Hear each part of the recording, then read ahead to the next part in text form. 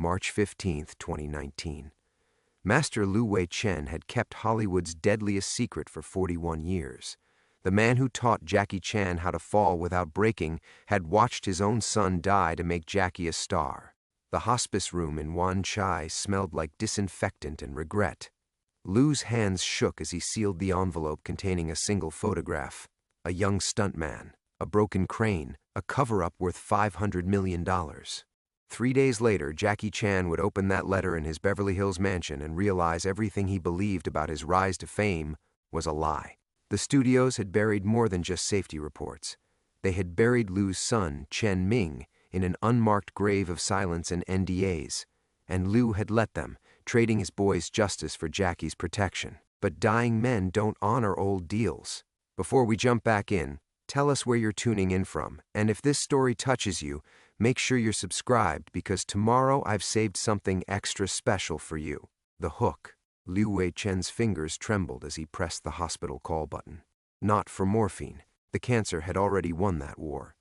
He needed the young nurse, the one who reminded him of Chen Ming at 22, all earnest eyes and quick movements. Master Lu?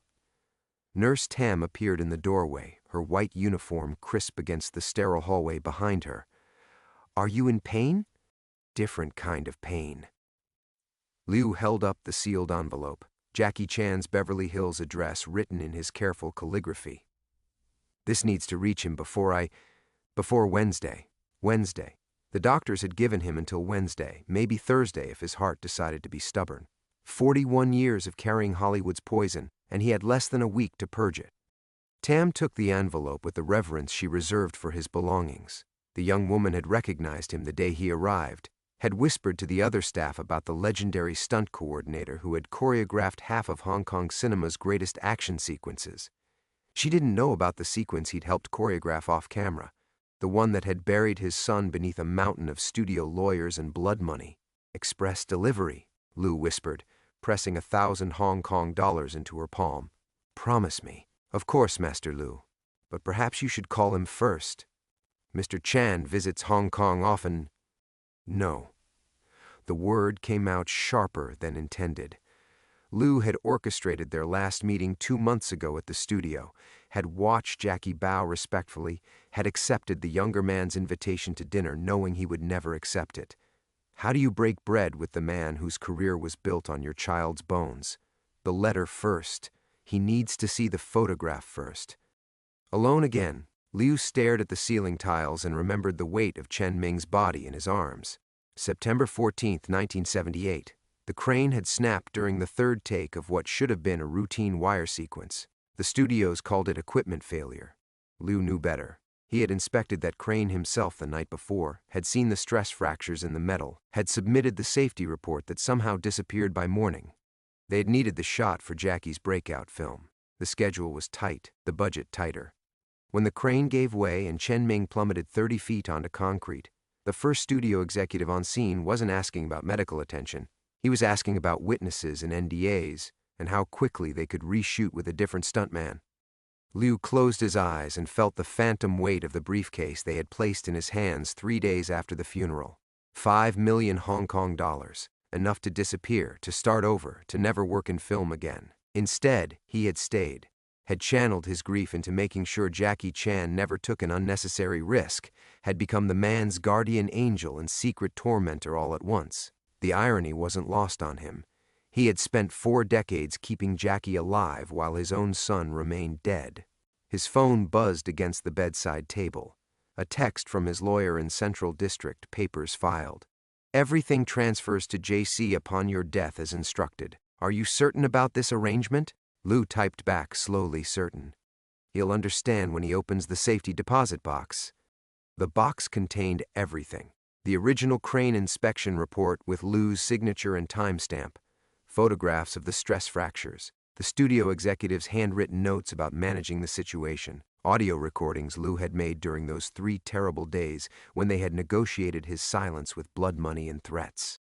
And Chen Ming's final stunt report, the one Liu had written himself, documenting every detail of his son's expertise, his preparation, his absolute trust in equipment that should never have been cleared for use. His boy had died believing Liu had protected him. Outside his window, Hong Kong's skyline glittered with the wealth built on stories like his. How many others had sacrificed their children to feed Hollywood's appetite for spectacular violence? How many fathers had taken studio money and swallowed their rage? Liu had told himself for decades that protecting Jackie was honoring Chen Ming's memory. His son had admired Jackie's work, had been proud to double for him in those early films. But protecting Jackie had really been about protecting himself from the truth that he had failed as a father and a professional. The morphine drip released another measured dose into his bloodstream, but it couldn't touch the pain that mattered. Jackie would receive the letter by Saturday. He would see the photograph of Chen Ming rigging that crane, smiling and confident and unaware he had hours left to live. He would recognize the location, remember the sequence, maybe even remember Liu's reaction when they had called cut for the final time. And then Jackie would have to choose between his legacy and the truth. Liu smiled despite everything. Chen Ming had always said the most dangerous stunts were the ones that looked safest from the outside. This one was going to be spectacular. Introduction. 5,000 miles away, Jackie Chan stood barefoot on the polished hardwood of his Beverly Hills home gym, his reflection multiplied endlessly in the mirrored walls. At 65, his body carried the topography of 4 decades in action cinema. Surgical scars mapping failed landings, arthritis singing in joints that had absorbed too many impacts, a left shoulder that clicked when the weather changed. Each morning began the same way, stretching routines that kept the accumulated damage at bay, meditation that quieted the voices of every stuntman who had ever said one more take. The house around him held the careful silence of wealth and solitude. Lin, his housekeeper, wouldn't arrive for another hour. His manager wouldn't start calling until 9. For now, in the gray pre-dawn light filtering through floor-to-ceiling windows, Jackie existed in the space between his public legend and private truth. A man whose body had become his art, whose art had become his prison. He moved through the forms of traditional northern Shaolin, muscle memory guiding him through sequences Master Liu had taught him 37 years ago. Liu Wei Chen, the man who had transformed Jackie from a talented but reckless young performer into someone who understood that the difference between spectacle and tragedy was measured in millimeters and maintained through obsessive preparation. Every major stunt of Jackie's career had been filtered through Liu's methodical mind, every sequence refined until it balanced maximum visual impact with survivable risk. The irony wasn't lost on Jackie that his legendary fearlessness was actually the product of Liu's legendary caution. His phone buzzed against the sound system. A text from his assistant, reminder, charity gala rehearsal at 2 p.m. Speech cards on your desk. Also, FedEx delivery scheduled this morning, something from Hong Kong. Jackie paused mid-form, sweat cooling on his skin. Hong Kong packages usually meant business opportunities or requests for endorsements, filtered through his management team. Personal correspondence came through different channels. He couldn't remember expecting anything urgent enough for overnight delivery. Through the windows, Beverly Hills was beginning its daily performance, sprinklers activating across manicured lawns, security gates sliding open for domestic staff, the choreographed affluence that felt as artificial as any movie set. Jackie had purchased this house in 1995, when American success still felt like validation rather than exile. Now it felt like a beautiful cage, protecting him from a world where every public appearance was scrutinized, every statement parsed for political implications, every stumble analyzed for signs of decline. His reflection caught his attention. Still lean, still capable, but unmistakably aging. The industry had been kind to him in ways it wasn't to other action stars. His combination of physical comedy and genuine martial arts skill had translated across cultures, made him beloved rather than merely respected. But kindness was relative. Every year brought more questions about retirement, more suggestions that he transition to elder statesman roles, more careful discussions about legacy protection. Legacy. The word felt heavier each year, like a stone in his chest. In his private moments, stretching alone in this mirrored room, driving the winding roads above Malibu with no destination in mind, Jackie sometimes wondered what his legacy actually contained. The charitable work was real, the entertainment value undeniable, the barriers he'd broken for Asian performers genuine. But underneath the public narrative lay a more complicated truth. Thousands of bruises and breaks absorbed by stunt teams, countless young performers who had risked their bodies to sell Jackie Chan's superhuman image, an entire ecosystem of physical sacrifice that fed his carefully constructed mythology. He thought of Master Lu, who had protected him through those early years when Jackie's hunger for spectacular footage could have easily killed him. Lu had taught him that every stunt was a conversation between ambition and mortality, that the key to longevity was understanding exactly how much punishment the human body could absorb and still function. Under Lu's guidance, Jackie had learned to make pain look effortless, to transform genuine danger into entertainment without crossing the line into genuine tragedy. When had they last spoken? 2 months ago, maybe 3. A brief encounter at Golden Harvest Studios during Jackie's last Hong Kong visit. Lu had seemed smaller somehow, more fragile, though he'd carried himself with the same quiet authority that had commanded respect from stunt teams across Asia. They had exchanged pleasantries, reminisced briefly about old films, parted with promises to meet for dinner that neither had followed through on. Jackie realized he didn't even know if Lu was still working, still healthy, still alive. The thought landed with unexpected weight. Lu Wei Chen had been more than a collaborator. He'd been a guardian, a father figure during those crucial years when Jackie's relationship with his actual father had been strained by fame and distance.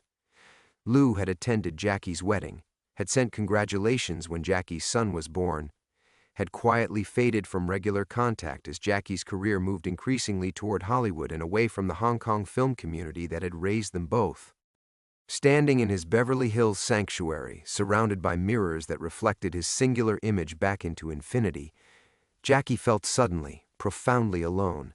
Whatever was being delivered from Hong Kong that morning, he hoped it carried news of the man who had taught him that the most dangerous stunts were always the ones that looked safest from the outside. The FedEx truck arrived at exactly 9:47 a.m., its familiar rumble cutting through the artificial serenity of Hillcrest Drive. Jackie watched from his kitchen window as the driver navigated the circular driveway, a brown package visible on the passenger seat. Something about the man's careful handling of the envelope, the way he checked the address twice, consulted his device, then approached the front door with unusual deliberation, suggested this wasn't routine delivery. Lynn answered the electronic chime, her Mandarin-accented English echoing through the foyer as she signed for the package.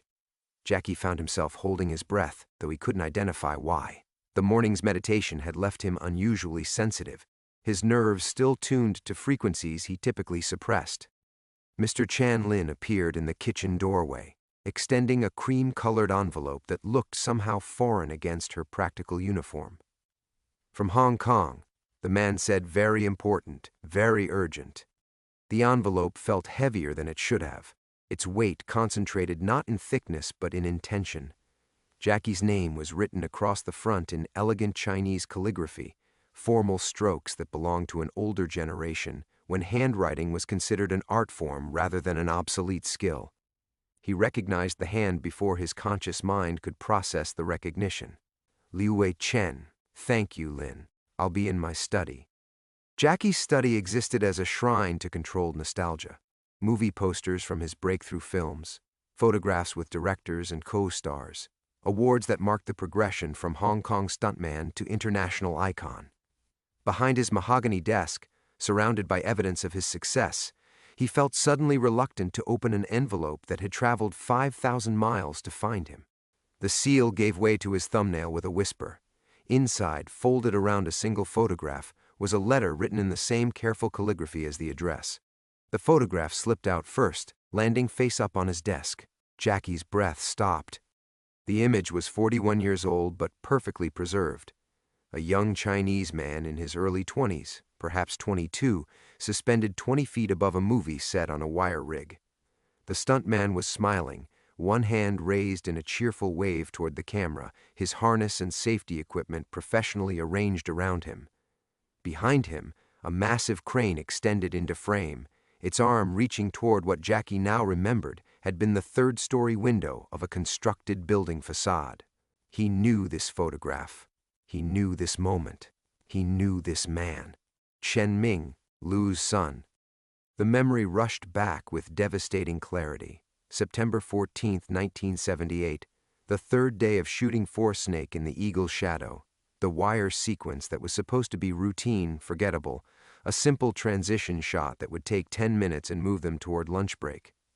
Jackie had been scheduled to perform the stunt himself, but Lew had insisted on using Chen Ming instead, claiming Jackie was needed for close-up work that afternoon.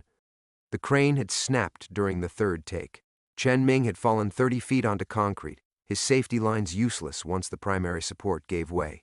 Jackie remembered the sound, not the impact, but the silence that followed, the entire crew frozen in a moment that seemed to last forever before someone started screaming for medical assistance. Chen Ming had died 3 hours later at Queen Mary Hospital. Jackie's hands trembled as he unfolded Lew's letter, the paper crackling with the sound of secrets finally surfacing. My dear Jackie, by the time you read this, I will have perhaps 2 days remaining. The cancer has been efficient, though not more efficient than the truth I have carried for 41 years. The photograph shows my son Chen Ming on the morning he died. You remember the day, though perhaps not the details. I have spent 4 decades ensuring you would never need to remember the details. This has been my gift to you and my curse. The crane failure was not an accident. I submitted a safety report the night before identifying stress fractures in the primary support arm. The report was ignored because the shooting schedule demanded that sequence be completed that morning. Your breakout film could not afford delays. When Chen Ming fell, the first studio executive on scene was not concerned with medical attention. He was concerned with liability, with NDAs, with how quickly they could reshoot using a different stuntman. You were filming close-ups in Building C. You never saw the negotiations that began before my son's body was cold. They offered money for my silence. 5 million Hong Kong dollars in guaranteed future work, provided I never spoke of what I knew. I took their money, Jackie. I took their blood money and spent the next 4 decades protecting you from the truth that launched your career. I have evidence. Photographs, documents, recordings. Everything waits for you in Safety Deposit Box 2847 at the Hang Seng Bank, Central District. The key is taped beneath this letter. Choose carefully what you do with what you learn. Some truths destroy everything they touch. My son admired your work, Jackie. Even now, I believe he would want you to survive this. Your guardian and your betrayer, Lew Wei Chen. Jackie stared at the letter until the words blurred, his perfect life fracturing around him like safety glass under sudden impact. The letter fell from Jackie's hands, landing beside Chen Ming's photograph with a whisper that sounded like an accusation. For several minutes, he sat motionless in his leather chair, staring at the evidence of a truth that transformed 41 years of carefully constructed memory into something monstrous. This is wrong. The thought formed with desperate clarity. This is impossible. Jackie pushed back from his desk and began pacing, his bare feet silent on Persian carpet. Chen Ming's death had been a tragedy. Equipment failure, investigated and documented. One of those terrible accidents that reminded everyone why safety protocols existed. Lew had grieved for months afterward, but had returned to work because that's what professionals did. They had honored Chen Ming's memory by being more careful, more thorough, more protective of the young stuntmen who followed. That was the truth Jackie had carried. That was the truth that made sense. His phone buzzed, a text from his publicist about tonight's charity gala, something about final details and arrival times. The normalcy of it felt obscene against the chaos spreading through his chest. In 3 hours, he would stand before 500 people and accept an award for humanitarian work, his face projected onto screens that would broadcast his image to millions more. The same face that had been built on Chen Ming's death. No. Jackie stopped pacing. Lew is dying. People say things when they're dying. Morphine, desperation, guilt over surviving when his son didn't. He reached for his phone, scrolled to Lew's contact information, and dialed before doubt could stop him. The international connection took several seconds to establish, each ring echoing across the Pacific with mechanical persistence. A woman's voice answered in Cantonese, "Hospice care, how may I help you?" The words hit Jackie like cold water. I'm calling for Lew Wei Chen. I'm a friend from... Are you family? The nurse's tone was professionally gentle but firm. Mr. Lew's condition has deteriorated significantly. He's only receiving immediate family visitors now. This is Jackie Chan. I received a letter. Silence stretched across the connection. Then, quietly, please hold. The hold music was something Western and forgettable, probably chosen to be inoffensive to grieving relatives. Jackie found himself gripping the phone with both hands, as if he could somehow reach through the connection and shake answers from Lou's failing body. Mr. Chan. A different voice, male, older. This is Dr. Lam. Mr. Lou has asked about you several times in recent days. He seems very concerned that you might try to contact him. Concerned? Jackie's voice cracked. I just need to speak with him for a few minutes. There's been some kind of misunderstanding. I'm afraid that won't be possible. Mr. Lou was very specific about his wishes. He doesn't want to see you, Mr. Chan. I'm sorry. The line went dead. Jackie stared at his phone, watching his reflection fragment in the black screen. Lou didn't want to see him. After 4 decades of mentorship, of quiet friendship, of shared history that had shaped both their lives, Lou was dying alone rather than face Jackie directly. Because it's true. The thought arrived with sickening certainty. Lou wasn't fabricating a deathbed confession. He was finally releasing a burden that had been destroying him for 41 years. The money, the silence, the way Lou had become almost obsessively protective of Jackie's safety in later films. It hadn't been love. It had been guilt. Jackie walked to his awards cabinet, studying the golden figures and crystal plaques that traced his ascent from Hong Kong stuntman to global icon. The timeline was clear. Everything had changed after Snake in the Eagle's Shadow. That film had launched his breakthrough, led to the American opportunities, created the mythology that sustained his entire career. Built on Chen Ming's bones, his hands were shaking as he returned to his desk and picked up the photograph. Chen Ming looked impossibly young, grinning at the camera with the confidence of someone who trusted the equipment, trusted the safety protocols, trusted that his father's approval meant he was protected. The key was exactly where Lou had promised, taped beneath the letter with surgical precision. Safety Deposit Box 2008-37, Hang Seng Bank, Central District. Evidence that would either prove Liu's claims or reveal the extent of his delusion. Jackie's assistant knocked on the study door. Mr. Chan, your car will be here in an hour for the rehearsal. Cancel it. The words came out harsher than he intended. Sir? The gala is tonight. 500 people, media coverage. I said cancel it. Jackie closed his eyes, seeing Chen Ming's smile burned against his eyelids. Cancel everything. I need to go to Hong Kong. The silence from the hallway stretched until his assistant's footsteps retreated, leaving Jackie alone with the photograph of a dead man and the key to truths that Lou believed would destroy everything they touched. He was going to find out if Lou was right. The private jet lifted off from LAX at 11:47 p.m., its engines drowning out the last protests from Jackie's management team. His publicist had made increasingly frantic calls about the humanitarian award, the media disappointment, the damage to his carefully maintained reputation as a reliable public figure. Jackie had listened to exactly 30 seconds of explanation before powering off his phone entirely. Now, suspended 37,000 feet above the Pacific, he sat alone in leather seats that cost more than most people's annual salaries, staring at Chen Ming's photograph in the artificial light of the cabin.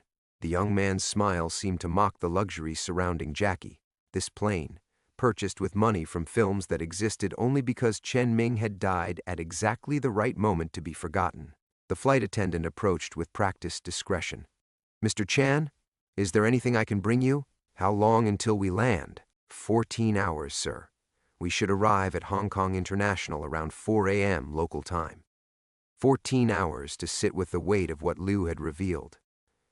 Jackie tried to remember details from that September day in 1978, but found only fragments: the morning briefing, costume adjustments, the constant shuffle of equipment and personnel that defined low-budget filmmaking. He could recall being called away for close-up work, remembered feeling frustrated at missing the wire sequence because it looked spectacular in rehearsal. Someone had told him there'd been an accident, that Chen Ming was hurt, that shooting was suspended for the day. When they'd resumed filming 2 days later, a different stuntman had performed the sequence.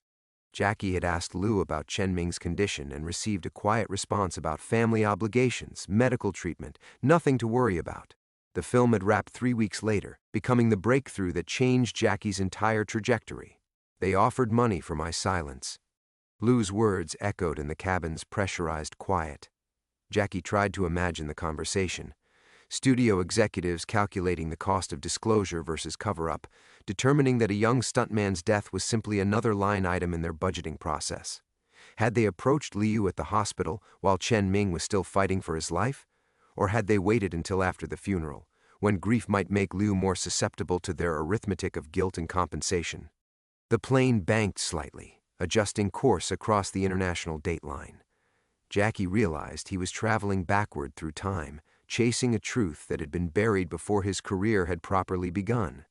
Every award in his Beverly Hills study, every Hollywood handshake, every magazine cover that celebrated his journey from Hong Kong stuntman to global icon, all of it connected to a moment of mechanical failure that someone had decided to weaponize rather than mourn. His phone remained powered off, but Jackie could imagine the messages accumulating.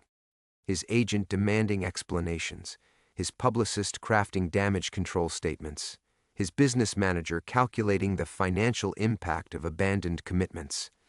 The machinery of his fame was grinding forward without him, as it always did, as it always would, until the day it no longer proved profitable. But beneath their professional panic lay a question none of them would dare voice. What exactly was Jackie running toward in Hong Kong? What could be so urgent that it justified abandoning a humanitarian gala, disappointing 500 guests, and creating exactly the kind of mysterious absence that fed tabloid speculation for months? Evidence. Liu had promised evidence. Photographs, documents, recordings that would prove the crane failure wasn't an accident, that Chen Ming's death had been preventable, that the studio had chosen Jackie's career over a young man's life. Safety Deposit Box 2847. At Hang Seng Bank, Central District. The key was in Jackie's jacket pocket now, its metal edges sharp against his fingers. But evidence of what, exactly? Corporate negligence? Criminal conspiracy? Or simply the casual brutality of an industry that had always treated stunt performers as expendable? Jackie had spent 4 decades assuming his success was earned through talent, persistence, and Liu's protective guidance. Now he had to consider the possibility that it was purchased with blood money, built on a foundation of institutional murder disguised as workplace accident. The flight attendant dimmed the cabin lights, preparing for the long stretch across the Pacific. Jackie leaned back in his seat but knew sleep would be impossible. His reflection stared back from the darkened window. The face that had launched 1,000 products, endorsed countless brands, smiled from movie posters in languages he couldn't speak. The same face that had been filming close-ups in Building C while Chen Ming fell 30 feet onto concrete. My son admired your work, Jackie. That was perhaps the cruelest detail in Liu's letter. That Chen Ming had been a fan, had probably felt honored to work on Jackie's breakthrough film, had trusted the equipment because his father supervised the safety protocols. The young man in the photograph wasn't just another stunt performer. He was someone who had believed in Jackie's emerging legend enough to risk his life for it. And now, 41 years later, Jackie was flying toward the evidence that would reveal whether that legend was worth a young man's death. The Hang Seng Bank stood like a monument to financial discretion in Central District, its glass facade reflecting the early morning Hong Kong skyline. Jackie's taxi pulled away, leaving him alone on the sidewalk at 6:15 a.m., clutching a key that promised to shatter everything he believed about his own life. The security guard recognized him immediately, a flash of surprise quickly suppressed by professional courtesy.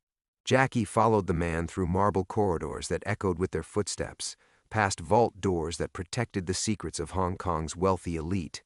Safety Deposit Box 2847 waited in a private viewing room, its metal surface unmarked except for the number that had haunted Jackie's sleepless flight. The key turned with mechanical precision.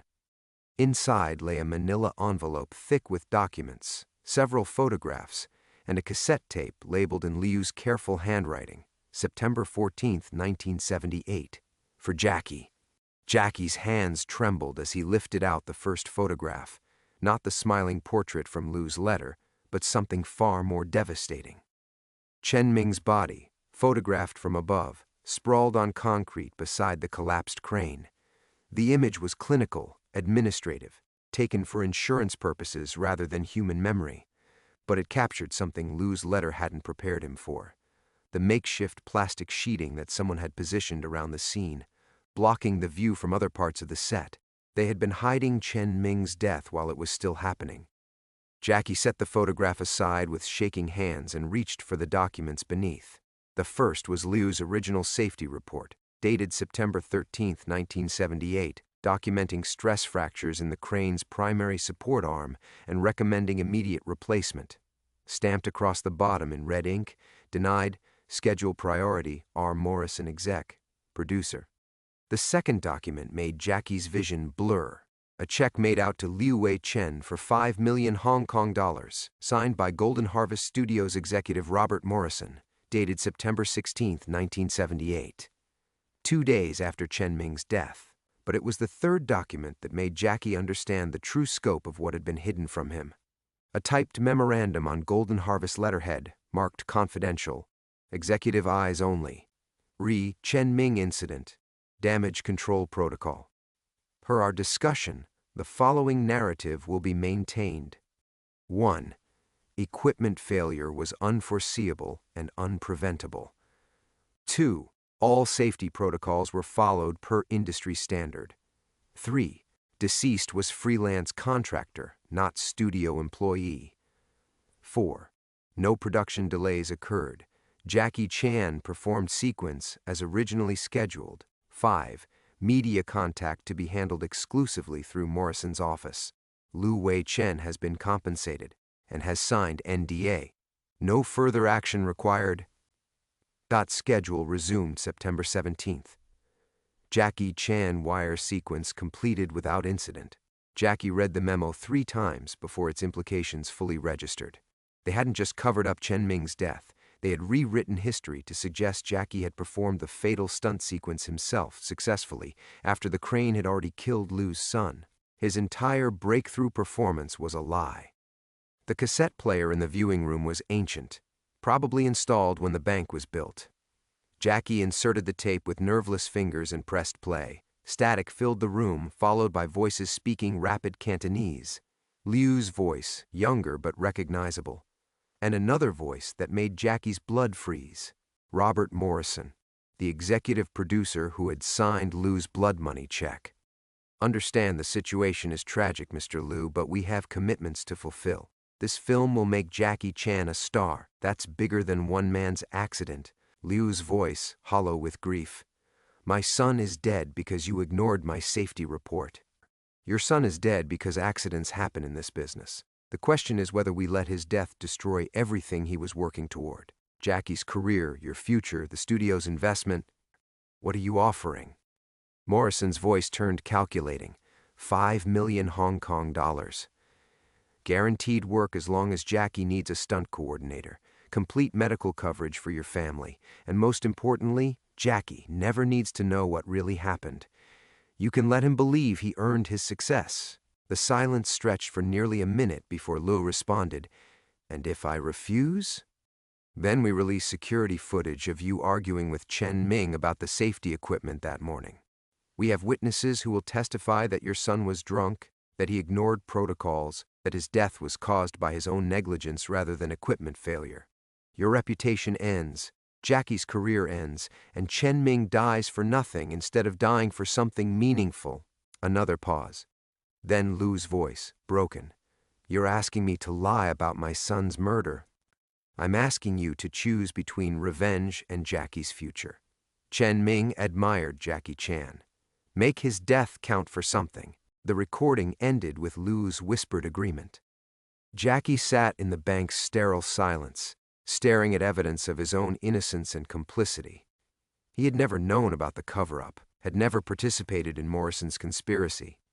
But he had built 41 years of success on the foundation of Liu's silence, had unknowingly profited from Chen Ming's death every day since September 1978. The cruelest revelation wasn't that he'd been lied to, it was that the lie had been told to protect him.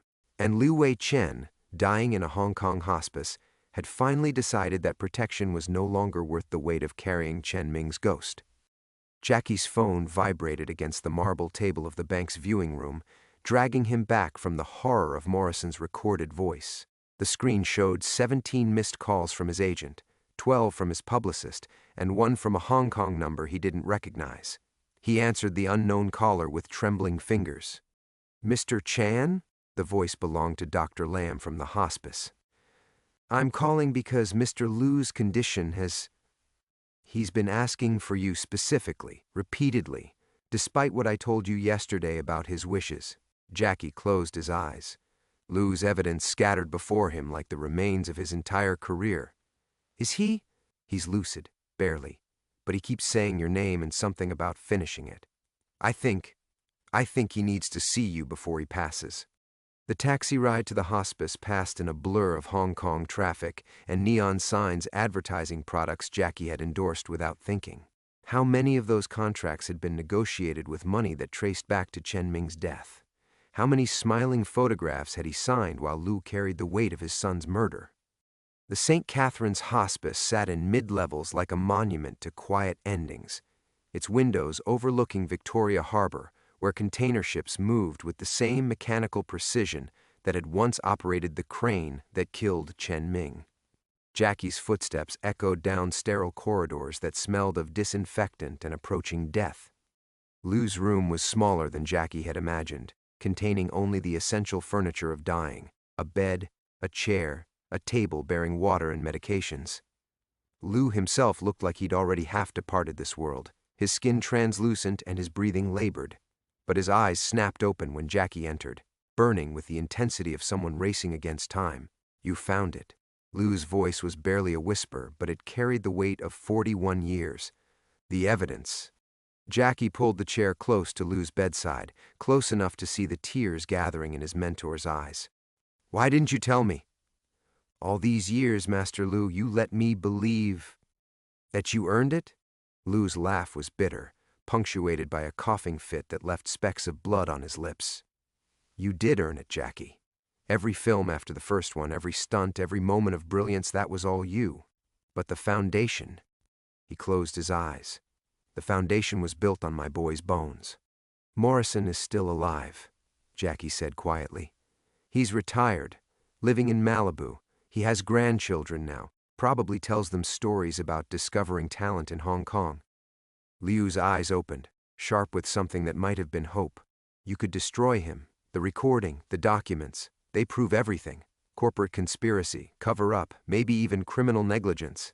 He's 83 years old, Jackie. He won't live long enough to recover from that kind of exposure."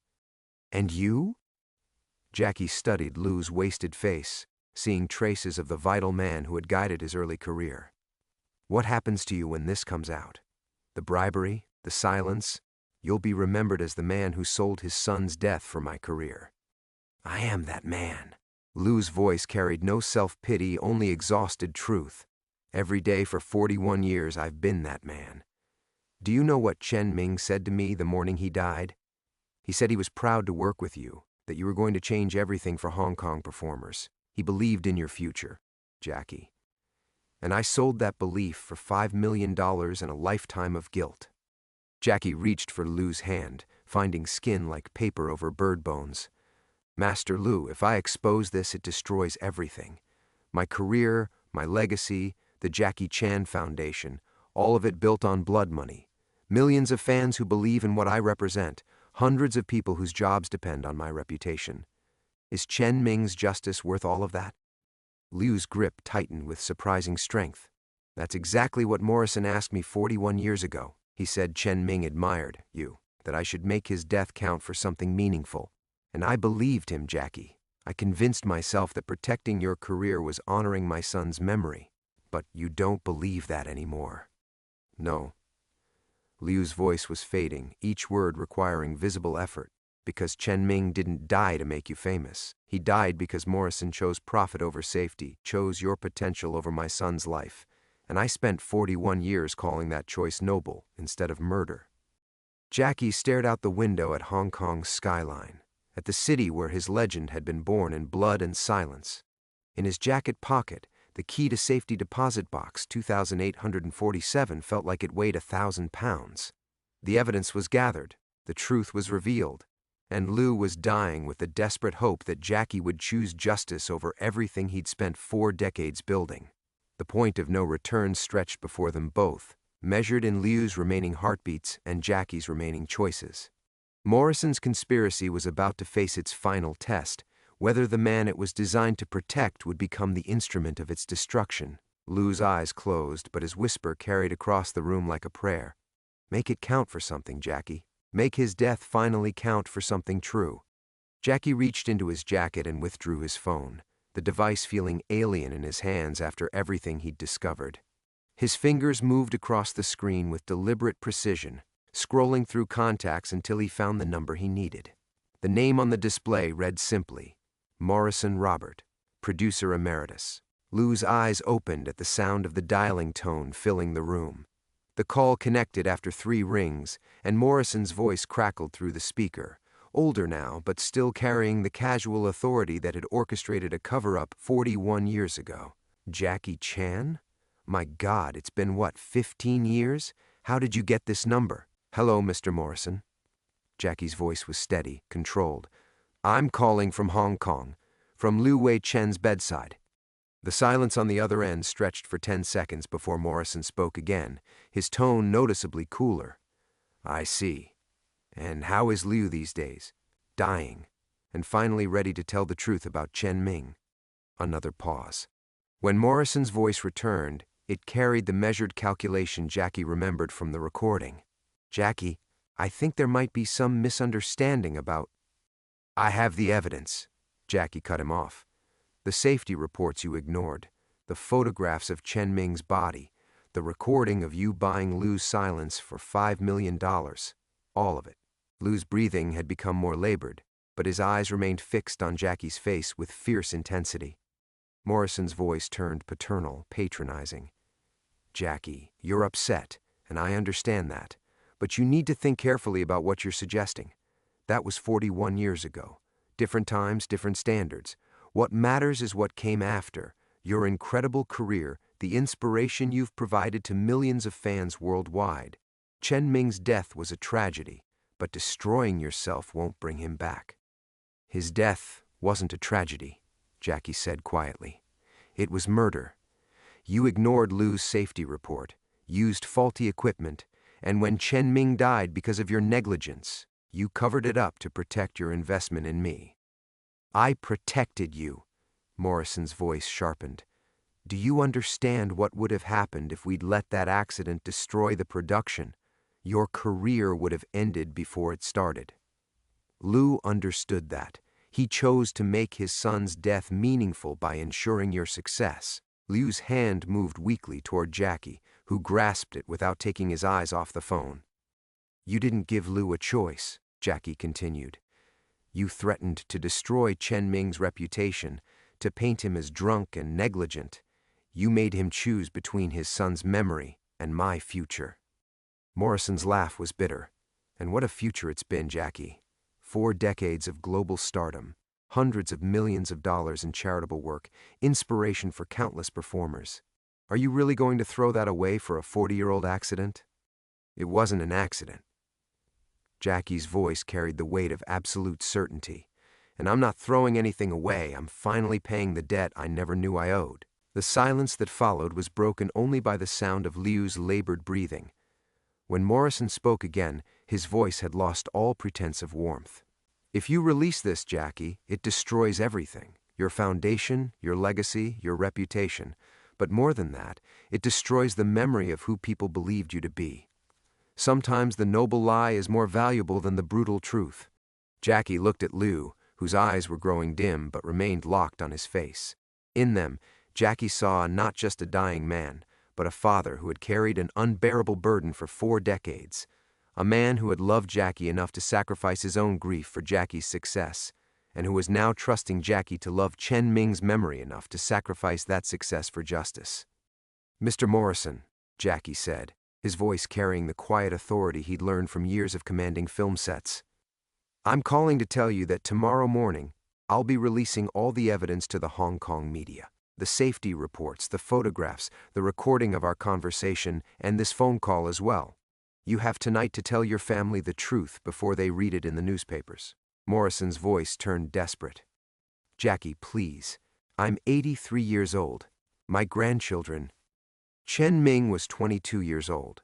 He had no children. Jackie's words fell like hammer blows. But if he had lived, they would have been older now than you were when you chose to kill their father for profit. Jackie ended the call and placed his phone on the bedside table. Lou's breathing had become so shallow it was barely visible, but his grip on Jackie's hand remained firm. "Thank you," Lou whispered, his voice fading like smoke. "For 41 years, I've been waiting to say goodbye to my son properly. Now I finally can." Liu Wei Chen died at 3:17 a.m., with Jackie holding his hand and the truth finally free between them. Outside the window, Hong Kong's lights blazed on toward dawn, illuminating a city that would soon learn the real price of its greatest action star's legend, resolution. 6 months later, Jackie stood in the same cemetery where he had first received Lou's letter, but the man who knelt before Chen Ming's restored headstone was no longer the same person who had fled from that terrible revelation. The marble was new now, funded not by blood money, but by Jackie's final legitimate earnings. The inscription read simply, "Chen Ming, 1956 to 1978. Beloved son, his dream lives on." The media storm had been everything Morrison predicted and worse. Jackie Chan's career, built on cover-up death, had dominated headlines for months in 17 languages. The Jackie Chan Foundation had collapsed within weeks, its board resigning en masse. Film contracts worth hundreds of millions had evaporated overnight. But what surprised Jackie most was how little the loss hurt compared to the relief of finally breathing air that wasn't poisoned by secrets. He placed a small wooden practice sword beside the headstone, one he'd carved himself during the long, quiet months when Hollywood stopped calling. The craftsmanship was rough but honest, unmarked by the gloss of professional perfection that had defined his career. "I learned something Master Lu never taught me," Jackie said to the stone. "How to live with earned sadness instead of borrowed joy." Morrison had died 3 weeks after Jackie's revelation, his family claiming heart failure, but everyone understanding it as something closer to shame. Jackie felt no satisfaction in the old man's death, only a hollow completion, like the final piece of a puzzle that revealed a picture no one wanted to see. The sound of approaching footsteps made Jackie look up. A young woman in her 30s approached hesitantly, carrying flowers. Her face was familiar in a way that made Jackie's chest tighten with recognition. Chen Ming's eyes, Lou's stubborn jawline. "Mr. Chan?" Her Cantonese carried a slight American accent. "I'm Chen Wei Li. Chen Ming was my uncle." Jackie rose slowly, studying this living link to the man whose death had shaped both their lives. "I didn't know Chen Ming had family in America. My father emigrated in 1980. He said Hong Kong held too many ghosts." She knelt to place her flowers beside Jackie's sword. "He died last year, but before he passed, he made me promise to come here if the truth ever came out about Uncle Ming. What did he want you to tell me?" Wei Li was quiet for a long moment, her fingers tracing her uncle's name on the marble. "That forgiveness was never ours to give or withhold. Uncle Ming chose to work with dangerous equipment because he believed in your talent. That choice was his, and what happened after, the cover-up, the lies, the money, that was done by other people to other people. You were as much a victim as he was." Jackie felt tears he'd thought were exhausted months ago gathering behind his eyes. "I built everything on his death." "No," she said firmly. "You built everything on your own talent. The lie was about how you got the chance to show it, not about what you did with that chance." She stood, brushing dirt from her knees. "My father watched every one of your films, even after the truth came out, especially after the truth came out. He said finally he could enjoy them without wondering what Uncle Ming would have thought. Because now he knew. Uncle Ming would have been proud." After Wei Li left, Jackie remained in the cemetery until the sun began to set over Hong Kong's skyline. The city looked different now, smaller somehow, stripped of the mythic grandeur he'd once projected onto its neon and steel. But it also looked more real, more honestly complicated. His phone buzzed with a text from his agent, the only one who hadn't abandoned him when the scandal broke. Independent production in Thailand, low budget, real stunts, no insurance company backing. Interested? Jackie typed back, "What's the story?" Aging stuntman tries to train young performers in practical safety. Not glamorous, definitely not profitable. Jackie smiled for the first time in months. Perfect. Walking back through the cemetery gates, he passed the bench where he'd first read Lou's letter and made the choice that destroyed his legend but preserved his integrity. The wood was weathered now, marked by 6 months of Hong Kong's relentless seasons, but solid underneath the wear. At the taxi stand, an elderly driver recognized him despite the beard he'd grown to avoid cameras. "Jackie Chan, still making movies?" "Different movies now," Jackie replied, settling into the back seat. "Better or worse."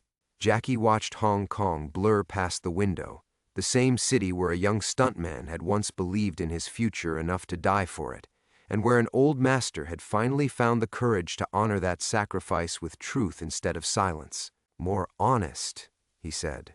The taxi pulled into traffic, carrying Jackie toward whatever came next. Smaller, poorer, but finally free of ghosts he'd never known he was carrying.